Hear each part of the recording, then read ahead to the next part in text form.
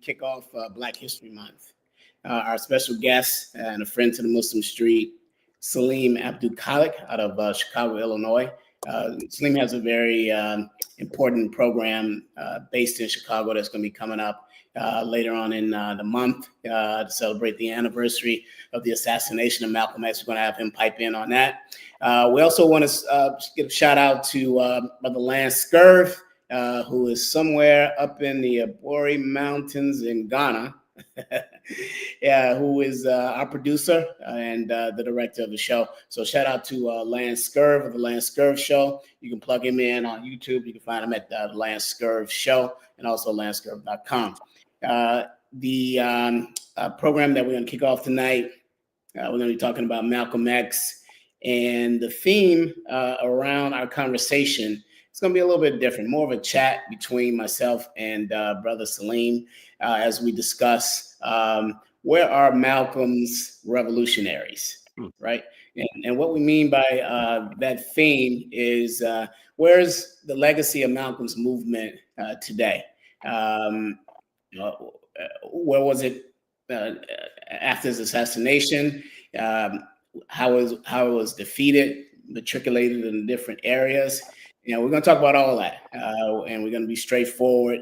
We don't pull any punches here on the Muslim Street. You can find us at www.themuslimstreet.com across all platforms at the Muslim Street, on X, formerly known as Twitter, also on YouTube at the Muslim Street, where you can catch any of our videos. Please like and share, get the word out. We just launched this podcast.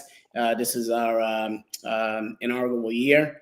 This is, I think, we're only into our third podcast on our initial launch. Also, I want to shout out to Hina Lotus, who is not with us tonight. She is recording a podcast for the Muslim Street on another platform with a dignitary from Iran. That'll be played and plugged in. Hopefully, we'll be able to do that next week, Lance, and where we can plug in what she's recording tonight with the Iranian revolutionary. If we can plug that in on a recording, that'd be great. We'll see about the logistics on that.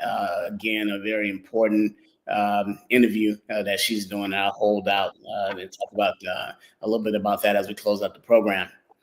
So here, I like to, I don't think, Salim, we've done a couple of launches on X, but as far as the official launch of the Muslim Street podcast, we have not. Hina, she owned the first couple of shows, and essentially we'll bounce back. We want to make sure that we get different personalities from the ground in on the Muslim Street to kind of discuss voices that are not heard from, right? So we're going to be doing a lot of that. You're going to see a lot of different personalities over the year that you haven't heard in Muslim circles, but who have important messages. We don't block anybody out other than those who sell out. You have no place over here. Go do what you've been doing, right? There's a lot of sellout platforms when we talk about politics. We can talk about from a Muslim perspective in terms of the assimilation of our religion inside of some kind of Western context, away from the hawk of Islam. Those always will play. This is a special platform. Just want to make that clear. And then I want to formally introduce myself. So at least as a part of the record before we get into it, Salim, about Malcolm and where is his revolutionaries today. I'm Malik Aziz. I founded the Muslim Street back in 2011. It's trademarked. We also have a periodical, as I mentioned, www.muslimstreet.com, where we have hard-hitting articles and perspectives from people in the Muslim Street. Again, people that you won't hear from in the mainstream media. Okay, so and feel free to submit to us an article that you might want to get published. We'll look at it, and if it passes our tough test, then we will publish that and circulate it on muslimstreet.com. Please visit and subscribe. So, Malik Aziz, back to me. I made the Hajj to Mecca in 2005. I've been a Muslim since I was a teenager. And essentially, I have my call to Islam has always been coupled and partnered with that Islam militates justice. It has always been my way of life, as I can pray 5 times a day and then get up out to every salah and fight oppression. That goes hand in hand with me, right? I have a degree from Northeastern Illinois University. My specialty and focus were two. These are history degrees in African history during the period of what we call antiquity. This is the first through the 25th dynastic period, or over 10,000 years of rule by Black people as we created a civilization in what you now know as ancient Egypt. The other focus was Black American history, particularly with the emphasis on the South, where I studied under and I'll come back to who I studied under for the African origin of civilization type of emphasis that I had. But I want to mention, as we talk about Black history, Malcolm said that that we study during Black History Month from slavery on up, right? And we, as Black people, excuse this great history that we have. I covered both of those in my studies. I actually have degrees in that. I've studied under some of the great scholars. As we talk about the second emphasis of my degree work at Northeastern Illinois University, with the emphasis on not only the antebellum South, but also post slavery South, in the Reconstruction period, moving forward. I've studied under Dr. Bernard Powers. Go read his work. He's a great scholar. Studied under Dr. June Soshin, one of the foremost scholars on the South that ever came through Chicago. Also, J. Fred McDonald, Dr. J. Fred McDonald. You can find him on the PBS special on the Civil War. I actually studied with under them, sitting in their classrooms and debated them. Right. When we talk about the antiquity period of the African origin of civilization, I studied under the great Dr. Iva Carruthers. I studied under her husband at the time, Dr. Jacob Carruthers, Dr. Conrad Worrell, Dr. Anderson Thompson, Dr. Smith, Dr. William Speller. The great scholars when we talk about this period of antiquity. So that's a little bit about my background, and the perspective I come from is always a scholarly perspective. That if you're not reading books, you're watching TV, and if you're watching TV and think that you are going to discuss at a very high intellectual level what we need to do as a people vis-a-vis history as a context on this platform, or even in personal discussions, you're going to lose. Because if you're watching TV, let me tell you what you're watching. You're watching CNN. If you're stupid, you're even watching Fox News or MSNBC and those clowns. And then you're going to come back and talk to people like me and Salim, who've been trained by some of the most critical thinkers, people like Omali Yeshitela and Dr. Khalid Muhammad. I literally studied right under him. Okay? I mean, it's like in my house. So if you think you're going to come back with that TV knowledge and kind of have a discourse with us, take a seat. We read books. I got over 3,000 of them in my library. And this is the point of contention, Brother Salim, that if we talk about Malcolm and these faux Malcolm followers that we see out here now, so where's Malcolm's movement? Where's his revolutionaries? These people don't read books. When Malcolm went to prison, he read everything in the prison library. That's right. The first books he's read was a dictionary. They expanded his vocabulary. All right.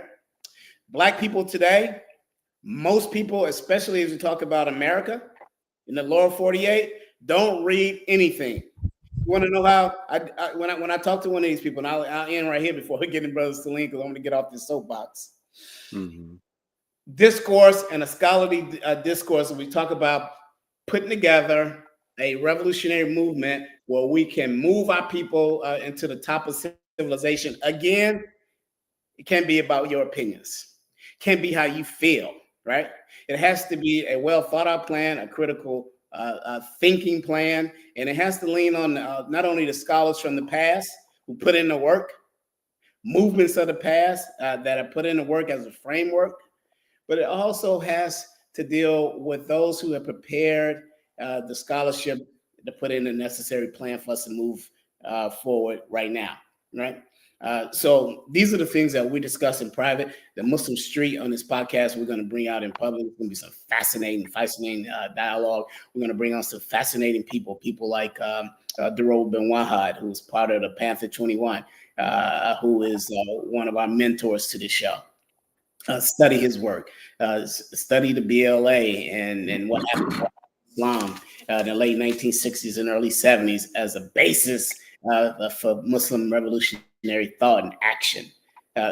So off the soapbox, that's kind of an introduction to me and what I'm about as it relates to this podcast.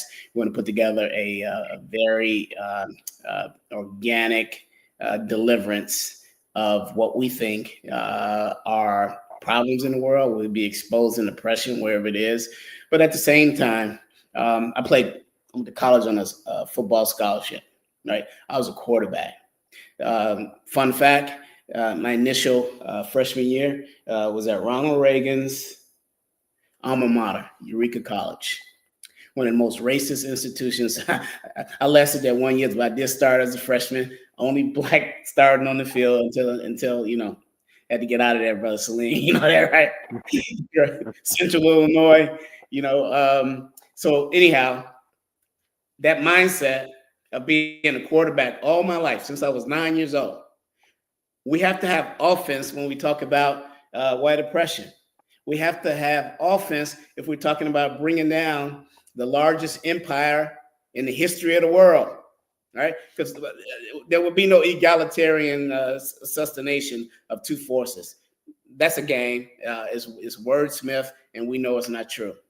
So when we talk about offense, I think from an offensive perspective.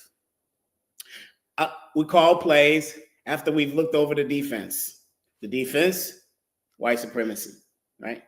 Now, we aren't about to come to the line and call a play and say, "Oh, we're going to take some of the tools that the white supremacy playbook or the defense has given us in order to beat them." Come on, man. It doesn't happen that way. Nowhere in the history of the world. Go study your history and come back to me and I'll give you $1,000 out of my pocket. Nowhere in the history of the world have an oppressed people used the tools of the oppressor in order to gain their liberation. That's absolutely free. It's a game, folks. It's a game. So, and when you understand it's a game, read the works of Steve Coakley, who was what we call a factologist, who put in decades of work and research in exposing who really runs this world. People like the Trilateral Commission, the Council of Foreign Relations. Do you know that the Council of Foreign Relations on a monthly basis has a foundation on MSNBC? And they come dressed with the Israeli flag, the shirt and the tie and everything. And people don't see it. But we've been educated by that. We've been educated by great scholars. And that's what you get on this show. And I just want to, Brother Salim, before we get into Malcolm, I just want to set the record straight that if you ain't reading books, don't debate us. If you're watching CNN, MSNBC, fake Fox News, don't debate us. You're going to lose. You're going to get your feelings hurt. And I'll hurt your feelings in literally 3 minutes or so, because I asked you 3 questions. And I'll take a minute each to ask them. The first question I'm asking you is, tell me what 3 books are you reading from and what period? Yeah, my whole point. Malcolm read, prepare himself to deal with oppression. That's why he was successful. Now, let's get into it, Brother Salim. enough off my soapbox. And before I go, Brother Salim or Brother Lance, you have any questions about what I just said? Just pipe in because it's a good way we can start this. I like to make this like Malcolm talked about, like an off the cuff chat. Right. Yeah. Well, I'll collect. I have a question. Oh, go ahead. No, go ahead. Yeah. How do you feel about the social media YouTube revolutionaries when they speak and upchuck the same information that only goes but so shallow without reading and studying and living this? I feel it has co-opted our movement from moving forward because everybody gets a chance with their ignorant selves to get on the soapbox. What would you say to them? Because they're not doing anything for us. Yeah. So Dr. Conrad Worrell, who was a scholar and a revolutionary, he passed a few years ago. Brother Salim knew him out of Chicago. He was the chairman emeritus of the National Black United Front, which now is headed by a strong brother out of Houston, Texas, by the name of Kofi Tahaka. We're having breakfast in Chicago almost to a year before he passed away. And he talked about this, Brother Lance. He said to me, and he looked saddened when he said it, right? And here's a brother that's been fighting on the front lines since the mid-1960s. We know his history, right? So anyway, Dr. Worrell looked at me and he said that I'm afraid that because of social media, we've entered a period of anti-intellectualism and anti-academia. Now, if that's a basis basis where we start to attempt to answer that question, I'll let Brother Salim pipe in a minute, is if you look at these social media stars, two things. They're not revolutionaries. If they were, they wouldn't be on that platform because their oppressor can flick a button and then they're off. They're in the dark, right? So it's like, where do you go, right? All right. And if they got a Cash App up there, come on, man, right? Now, imagine Malcolm with a Cash App. So anyway, two things on that. Ask yourself this question. Anyone, you can take the top, any of them, right? Ask the question, where is their movement? Where is their organization that's on the ground? They don't have one.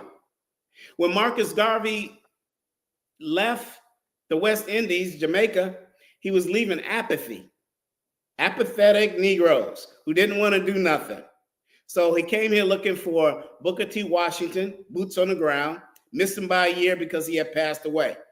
Garvey stood on the banks of the Hudson River in New York City when he landed here, and he asked the question of the black man. He said, where is your army? Where's your navy? Where's your ships of commerce, right? He said, where are your men of big affairs?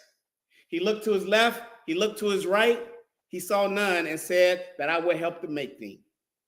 And he, in a period of a decade, built the largest movement, the UNIA, in the history of Black America. Dr. Worrell said he had over 8 million people on the rolls. We only had 14 million here at the time. That's 60% of all Black people. He had the Legion. He had an army. He had the Black Cross nurses, right? Sisters who were taking care of business, right? So I would say that these social media stars, and I don't need to call their names, I would simply ask, where's your organization? Where are your men of affairs? Where is your army? We know the Black Panther Party had an army. We know the Nation of Islam had Islam. They had an army, right? That's right. We know the PLA dealt with the state violence that was coming from the police department. They took care of that business, right? We know that they had an army to deal with that. So you don't have an organization. It's just social media, bro. And all it is hot air. Brother Salim. Well, brother, I don't, first of all, let me, in the name of Allah, most gracious, most merciful, I bear witness openly without any shame in my game or reservation that there's but one God and Prophet Muhammad, to whom the Quran came as the seal of the prophets. I also like to open up by saying, without education and information, there can be no inspiration or motivation. I echo the sentiments of Brother Malik, in that if you are not reading books, you're not qualified, to be in on these type of conversations. And I'd also like to thank Brother Malik and also Brother Lance for allowing me an opportunity to participate in the Muslim street. And I encourage our listeners, and viewers, to support the efforts of Brother Malik to bring positive, intellectual, uplifting, pro-Black information to the masses of the people. In terms of that question that Lance asked, I don't think I could articulate it any better than Brother Malik did. I just want to, take the time to, introduce myself for, those viewers who may not know me. My name is Brother Salim Abdul-Khaliiq, and I am here in Chicago, Illinois. And I'm the president of a nonprofit organization that was started in honor of Al-Hajj Malik Shabazz, popularly or more commonly known to most of us by the name of Brother Malcolm X. And this month, on Saturday, February the 22nd of 2025, from noon to 4 p.m. at the Tulip Park Auditorium, which is located 501 East 90th Place here in Chicago, Illinois. We will be giving our annual Black History Month event, Flaming Crescent Annual Tribute, honoring Brother Malcolm X. And the public is invited. There will be free refreshments, some entertainment, and we are going to have speakers, to come out to speak on the legacy, the important legacy that Brother Malcolm left for us in order for us to make progress and move forward as a race of people. I got started with the Flaming Crescent organization around 1992 when I was on the west side of Chicago. And that idea for the Flaming Crescent originated from me sitting down in my apartment on the west side of Chicago and opening up the book, which I recommend everybody go out and get a copy of. The name of the book was By Any Means Necessary. And this was a book of Malcolm X's speeches. And this book is a book which I term Malcolm's political Bible, because in this particular book of Malcolm's speeches, he laid out the plan for us to move forward with the doctrine and philosophy of Black nationalism and how we could move forward politically and economically. And on one page of the book, I read the statement by Malcolm as he was being interviewed by a news reporter. He was asked the question, would he start another newspaper after he left the nation? Because most people are aware of the fact that Malcolm had great input in terms of originating the old Malcolm X Speaks newspaper. And so he was asked the question, would he start another newspaper? And he stated that yes, he would, and he would name it the Flaming Crescent, because he wanted to set the world on fire with truth. And so sitting down in my apartment on the west side that particular day with another brother who was in my apartment, we were talking about what we could do to make our community better. We got together and we started typing together a crude newspaper that we entitled the Flaming Crescent. And we got out on the streets of Chicago on the west side, and we began to push our newsletter that had a message uplifting Malcolm's philosophy and speaking out against drug addiction, black violence, and we, would speak to our young Black males about respecting the women and the children in the community. And to our surprise, out of the number of copies that we had printed up, they sold like hotcakes. And a short period of time after that, after discussing with one of my mentors here in Chicago, Dr. Aladdin Shabazz. Dr. Aladdin Shabazz was one of the former ministerial associates of Malcolm, that he knew Malcolm personally, and he had even sat down with the honorable at the table of the Honorable Elijah Muhammad in Elijah Muhammad's house. This brother knew Minister Farrakhan personally, and he also knew Khalid Muhammad. And him being one of Brother Malcolm's personal assistants here in Chicago, I learned a lot from this brother about Malcolm and Malcolm's agenda. And so what I began to do in after 1992, in order to raise more consciousness on the legacy of Brother Malcolm, around 1992, 1993, I started putting on the west side of Chicago a tribute to Malcolm X. And my first tribute to Malcolm X was at the old firehouse that used to be located off of Central, I believe it was Central and Chicago Avenue. There was an old firehouse there. Brother Malik, you might be familiar with that. On the west side.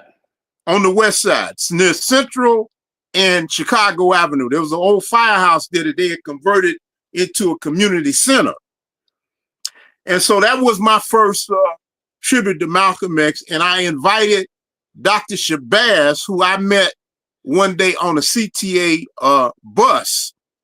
I invited him out to be the first speaker at the annual tribute to Malcolm X, and it had some modicum of success. And so we continued to do that, years after, even up until the present day. I was the first person here in Chicago to initiate and start an annual tribute to Malcolm X to uplift his spiritual and political philosophy, because Brother Malik, in my personal opinion, this brother Salim's personal opinion, and you all may disagree with me, I personally believe that the Muslims have dropped the ball on Brother Malcolm. I say that again. I personally believe that the Muslims have dropped the ball on Brother Malcolm. And that was one of my motivations for creating an organization and starting a newsletter and an annual tribute in order to uplift the memory and the legacy and the philosophy of Al-Hajj Malik Shabazz. Now, when people would ask me, they might say, well, what do you mean you feel that the Muslims dropped the ball on Brother Malcolm? Like you said earlier in the program, we don't want to pussyfoot around with the truth. We want to spit raw, naked information and how we feel. We're not trying to, hurt feelings intentionally. I'm just trying to, speak from my own personal observation. Okay, I believe that the old nation of Islam somewhat dropped the ball on Brother Malcolm because of the conflict that took place between Malcolm and the Honorable Elijah Muhammad. And I believe that Imam Abdul Muhammad, this is my personal opinion again, I believe that Imam Muhammad dropped the ball on Brother Malcolm when he began to promote American patriotism, lift up the American flag, and abandon Brother Malcolm's Black nationalist philosophy. Okay? So I felt it necessary, for a group of individuals, to come together. And that was the purpose of the Flaming Crescent Society. And when I started the Flaming Crescent Society on the west side of Chicago, I also organized another wing, what you could call the military wing of the Flaming Crescent Society, called the Muslim Task Force. At that time, back in the 90s, it was called the Muslim Task Force. And the purpose of the Muslim Task Force was to get out there on the street corner and deal with the gang element. We spoke out against drug addiction. We did things such as assist unfortunate families that had been victims of fires. We did things such as feed the homeless and other activities that as Muslims, we should automatically be doing to uplift our community. We also did security for people like Shahrazad. When Shahrazad Ali came to Chicago back in the 90s and she was being threatened by crazy-minded females, brother put me in contact with him. We did security for Shahrazad Ali when Dr. John Henry Clark and Dr. Yosef Ben Jochannan and other Afrocentric speakers came in. We got calls from individuals that wanted the Flaming Crescent Society and the Muslim Task Force to come do security for them when they visited Chicago. These are some of the activities that I have been involved in. Not only that, I am the author of 10 publications. I've written 10 books. And this is one of my books that I wrote right here entitled The Untold Story of Blacks in Islam, where I tell the untold story of the Black contribution of Muslims from past all the way up to the present. This is just one of my publications. Another one of my publications that I did is the Reparations, Slavery, and White Supremacy, which was purchased by Conrad Worrell at one of his meetings that I was invited to here in I believe that was at the Center for Inner City Studies here in Chicago. Conrad Worrell brought one of my books during the time they had initiated the reparations movement here in Chicago. Okay, brother Salim. Yeah. Thanks for that. Awesome stuff. And we got to make sure that we get your books, a list of your books published on the Muslim Street, and we're gonna let people know where they can get them at. We're gonna take a curve, and I'm gonna ask Lance. We're gonna hear from Malcolm in his own words. Lance, go to SOP 1. As Salim talked about the militancy of the movement. Let's hear from Malcolm. SOP 1. We want freedom by any means necessary. We want justice by any means necessary. We want equality by any means necessary. We want it now, or we don't think anybody should have it. So whatever kind of action program can be devised, then I'm that kind of action no matter what the action is. I don't think when a man is being criminally treated, that some criminal has the right to tell that man what tactics to use to get the criminal off his back. When a criminal starts misusing me, I am going to use whatever necessary to get that criminal off my back. And the injustice that has been inflicted upon Negroes in this country by Uncle Sam is criminal. Don't blame a cracker in Georgia for your injustices. The government is responsible for the injustices. The government can bring these injustices to halt. And what you and I have to let the man know is we are peaceful people. We are loving people. We love everybody who loves us. But we don't love anybody who doesn't love us.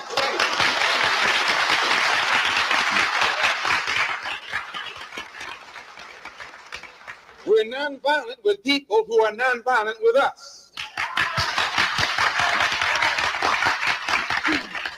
But we are not nonviolent with anyone who is violent with us. But when someone attacks you, when someone comes at you with a club, when someone comes at you with a rope, when someone comes at you with a gun, despite the fact that you've done nothing, he tells you, suffer peacefully. Pray for those who use you despitefully. Be long-suffering. And how long can you suffer after suffering for 400 years? The most disrespected person in America is the black woman. The most unprotected person in America is the black woman.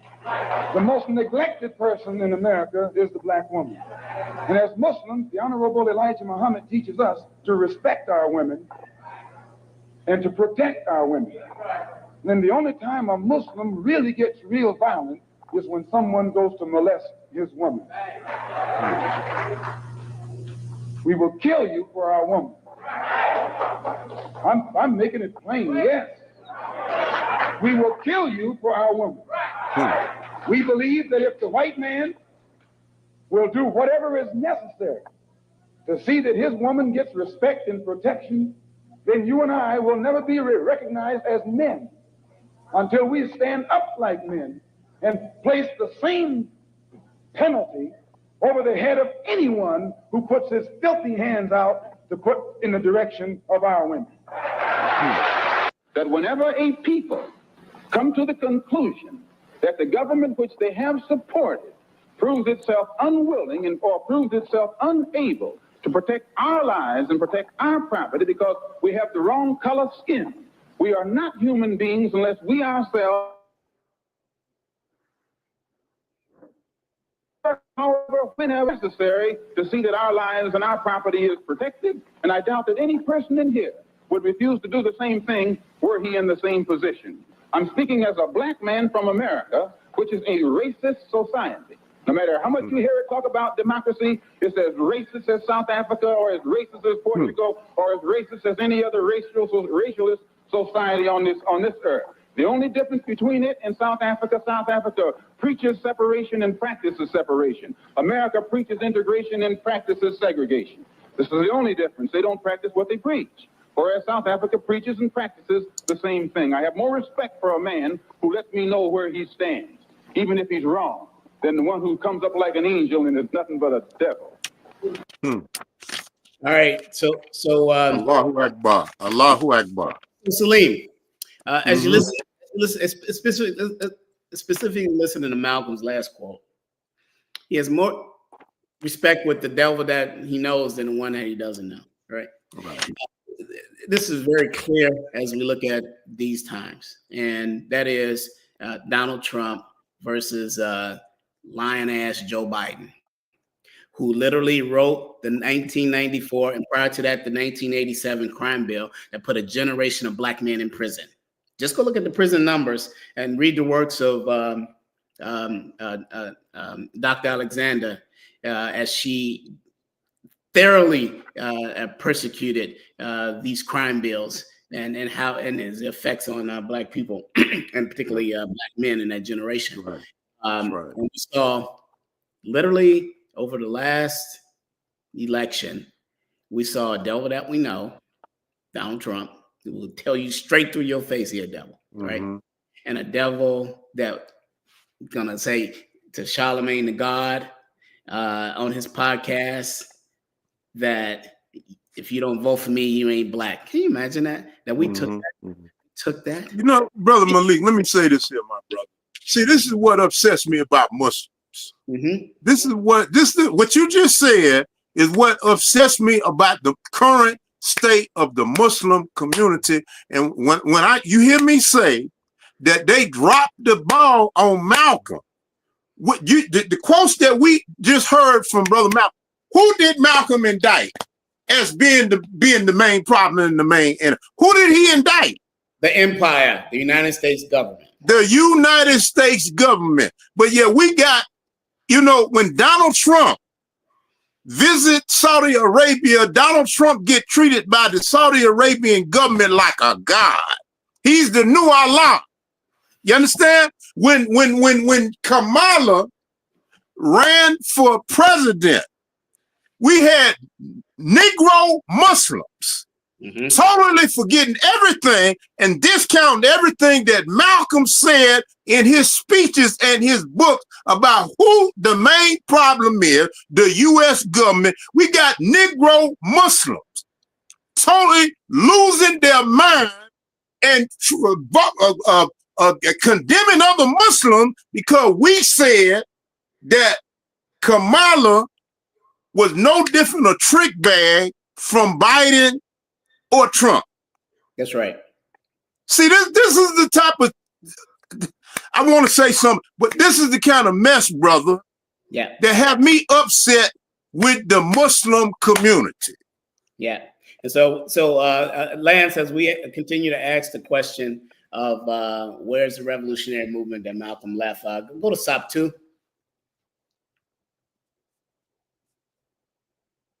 Malcolm. And the only way we can bring about a change is to talk the kind of language, speak the language that they understand.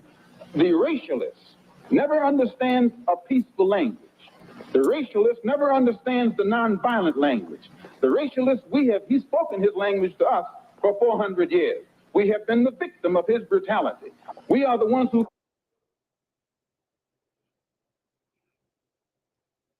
only because we want to enforce the Supreme Court decision. We're the ones who have our skulls crushed, not by the Ku Klux Klan, but by policemen, only because we want to enforce what they call the Supreme Court decision. We are the ones upon whom water hoses are turned with pressure so hard that it rips the clothes from our backs. Not men, but the clothes from the backs of women and children. You've seen it yourself.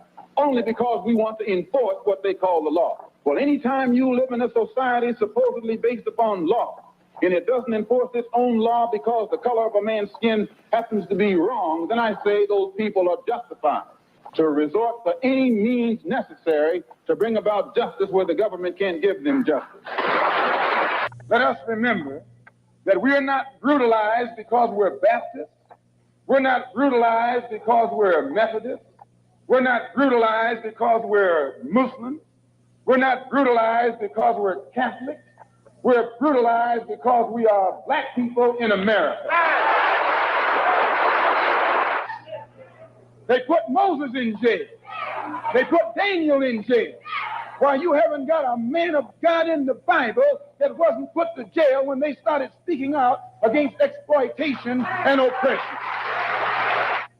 And once the white public is convinced that most of the Negro community is a criminal element, then this automatically paves the way for the police to move into the Negro community, exercising Gestapo tactics, stopping any black man who is on the sidewalk, whether he is guilty or whether he is innocent, whether he is well-dressed or whether he is poorly dressed, whether he is educated or whether he is dumb, whether he's a Christian or whether he's a Muslim. As long as he is black and a member of the Negro community, the white public thinks that the white policeman is justified in going in there and trampling on that man's civil rights and on that man's human rights. So Salim, here's a question for you in this context, and it's a roundabout. What we see right now amongst Black people all over social media, everywhere you go, is fear of Donald Trump. When you see Muslims all over social media, I made a post. I said, look, I'm looking at all these Muslims. I thought y'all feared Allah. Y'all fear Donald Trump, right? The last time that we saw this context wasn't even in 2016 when Donald Trump was president the first time, but it was 1981 when Ronald Reagan became president.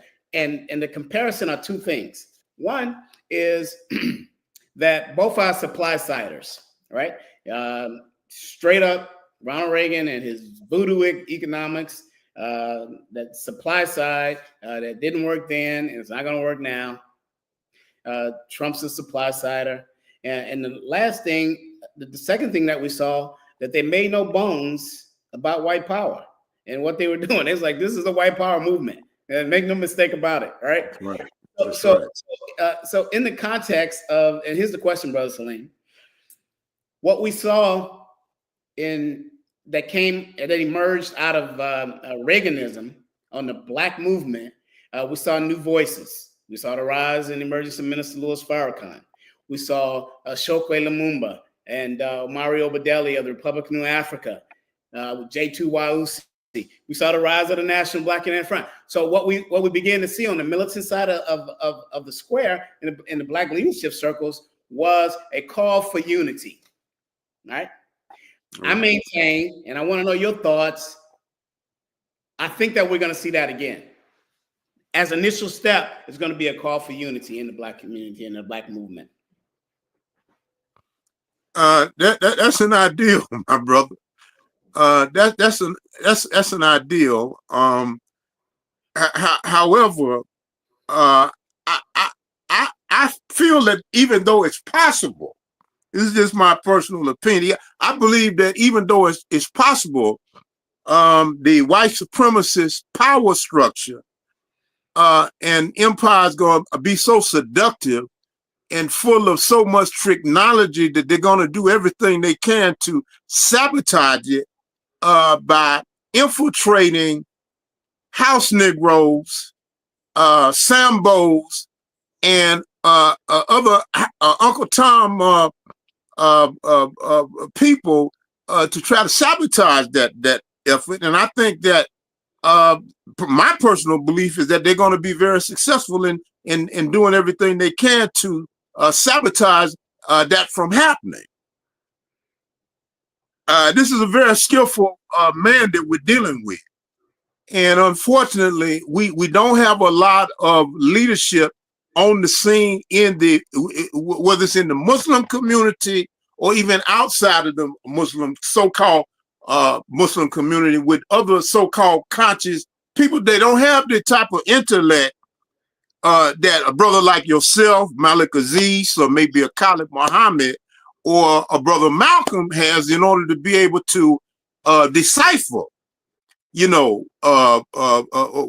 everything that's coming at them. You understand what I'm saying? Because why? Because just as you all acknowledged in the beginning, that social media is filled up with so many fake people, man, pretending, you know, to be leaders, to be pretending to be that which they are not, and as a result, they're misled. Their sole purpose is to mislead our people away from having that type of unity and leadership that we need in order to make forward progress. Yeah, before we go to SOP 3, Salim, before Lance goes to SOP 3, which will be our last on Malcolm, I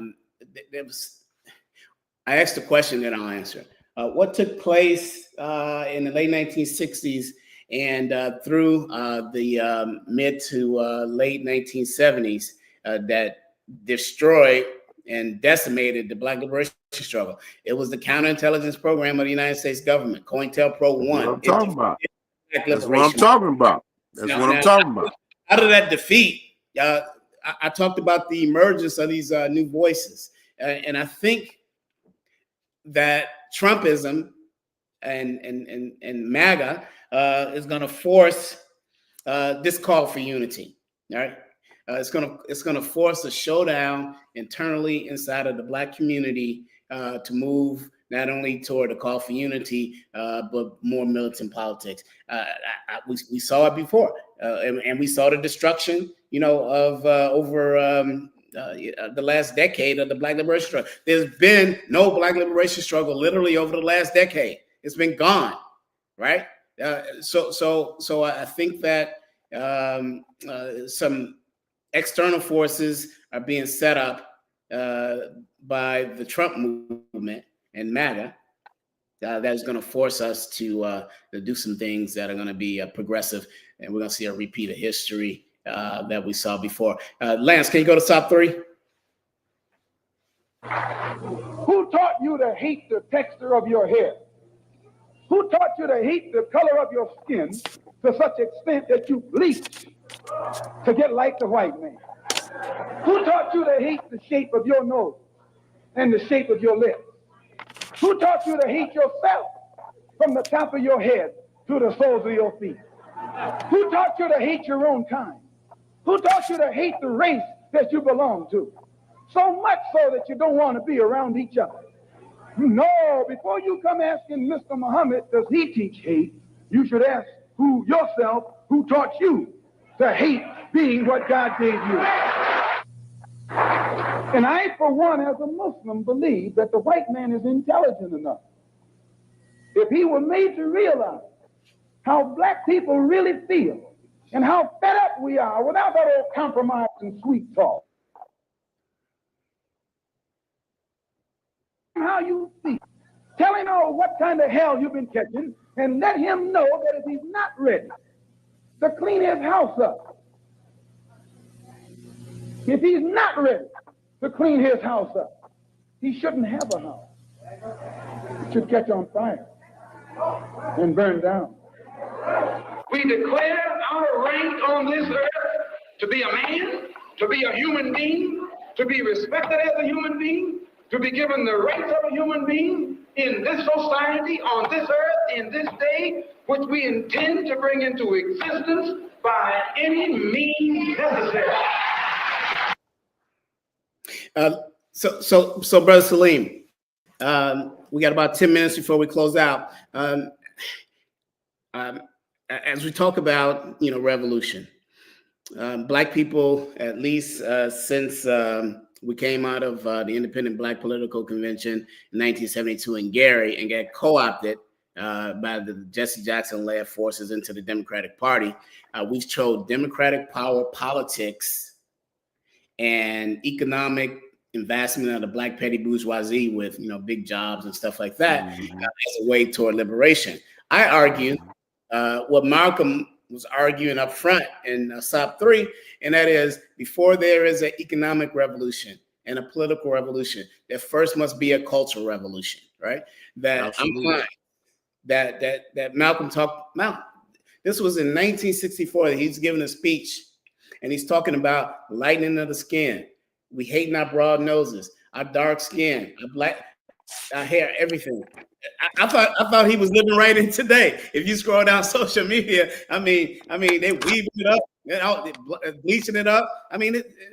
So talk about that, and then go to the any means necessary piece as we close out the last 8 or 9 minutes or so.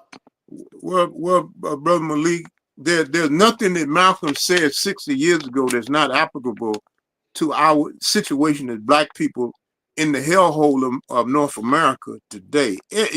Everything that he said, we should still be listening to get wisdom and guidance from it today. On every front cover of the Flaming Crescent newsletter, this is a copy of the Flaming Crescent newsletter that I started in honor of Brother Malcolm.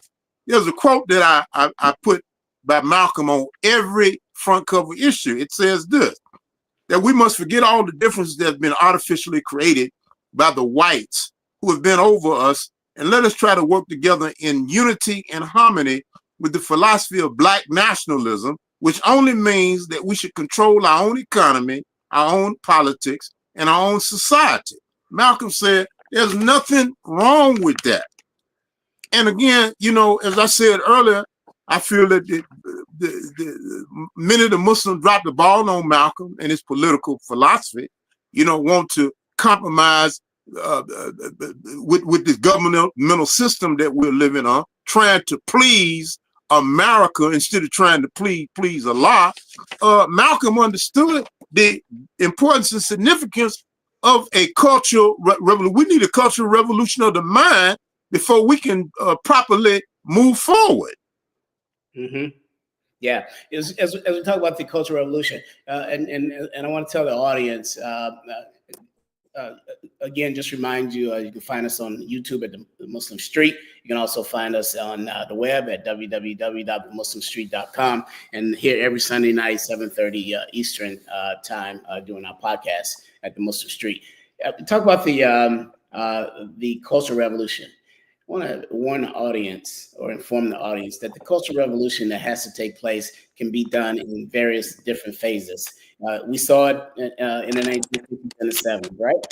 We saw the ranks of the Nation of Islam swelling.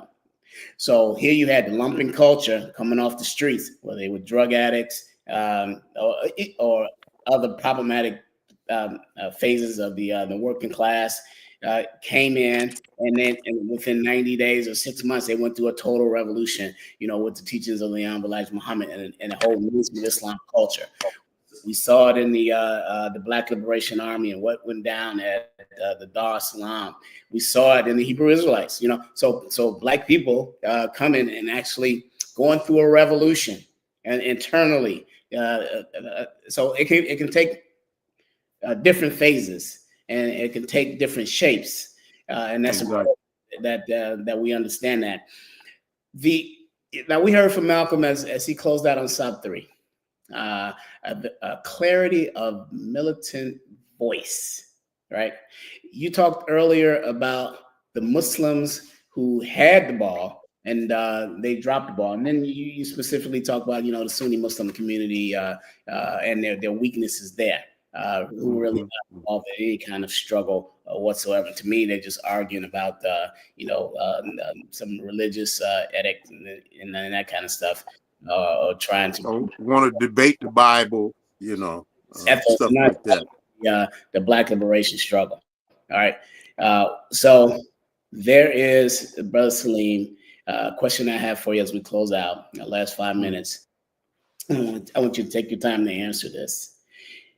Where do you see our movement in the context of how do we put that together that we can get back to a level set of a serious threat?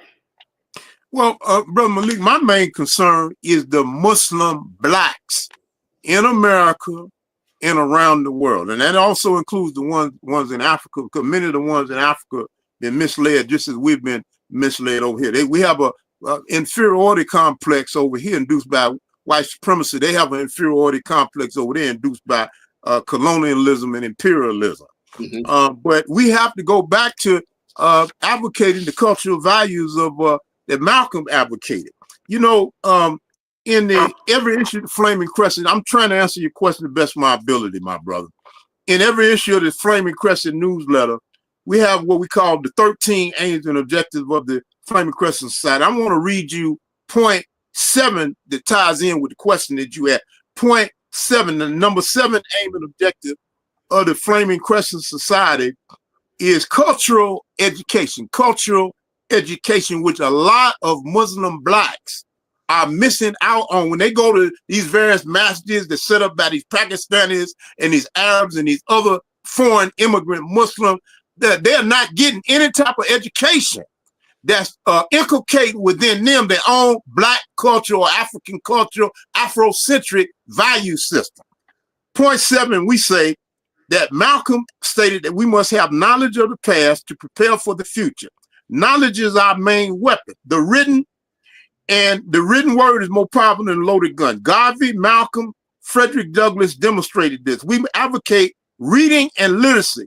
God teaches man about the pen, the Quran said. We must educate our people into accepting our own names, culture, and spiritual identity. Before we can have any type of change, we must have a mental revolution, and this revolution must have an Afrocentric perspective. We must know about black nationalism as defined by Malcolm X and the Honorable Marcus Garvey, and not be tricked into thinking that it is racist, man. You got Muslim blacks, brother, that's walking around looking and speaking and acting like Arabs and denying their own African Islamic cultural identity, man.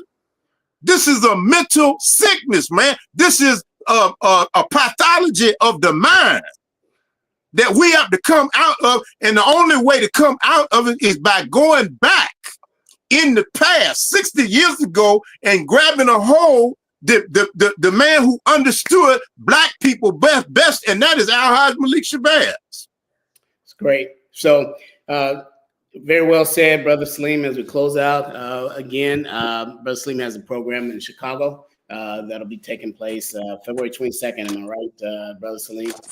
Yes, once again, that's our Black History Month event, the annual Flaming Crescent annual tribute to Malcolm X that will be taking place Saturday, February the 22nd, 2025. That's a few weeks from now at noon, from noon to 4 p.m. And that will be at the Thule Park Auditorium, 501 East 90th Place, Chicago, Illinois. There will be speakers, some entertainment, and there will be free refreshment. The whole public is invited to come on out and support the program and uplift the legacy and the memory of Al-Haj Malik Shabazz, Brother Malcolm X. Thank you, Brother Salim, for joining us in the audience. This podcast of the week. You can find us on YouTube. Please like and share. We'll see you next week.